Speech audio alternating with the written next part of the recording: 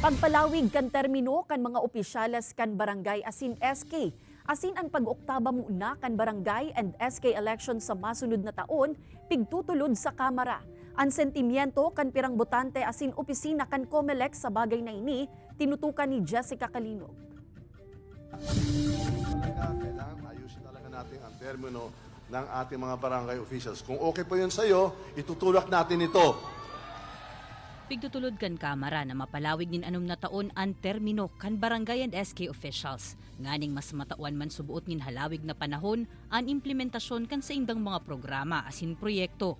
Katakod ka iyan, piguhurot man kan Kamara na day na muna idagos ang nakatalaan na barangay and SK elections sa masunod na taon. Para sa pirang dekada ng botante kan banwaan pili na si Tatay Andy. Kung ano ang enot ng naaprubahan, iyon na ang dapat na sunodon.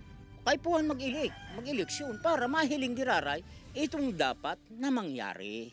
Kung arin talaga ang totoo. Kung ma-extend na naman, dati manggiraray, mamanggiraray pong mangyayari yan. Sigun man ki Attorney Michael Julia Jr., ang Commission on Elections, minasunod sa naman sa pigsasabi kan lay. Alagad sa iyang personal na opinyon, may duwang posibleng epekto ang pigtutulod na anom na taong termino kan barangay and SK officials. May more time to implement ang mga projects. Pero sabi nga ikan, ang other side of the coin man, kung ang sa imong napiling official o leader maloy ang performance, mahalat ka man ng 5-6 na taon bago siya maribayan. Kaya ang pirming pigkakampanya kan COMELEC, piliu na maray ang bubutuhan ng mga opisyal na bakusan ng sa tataramon matibay, kundi nahihiling man sa gibo ang pagiging maray.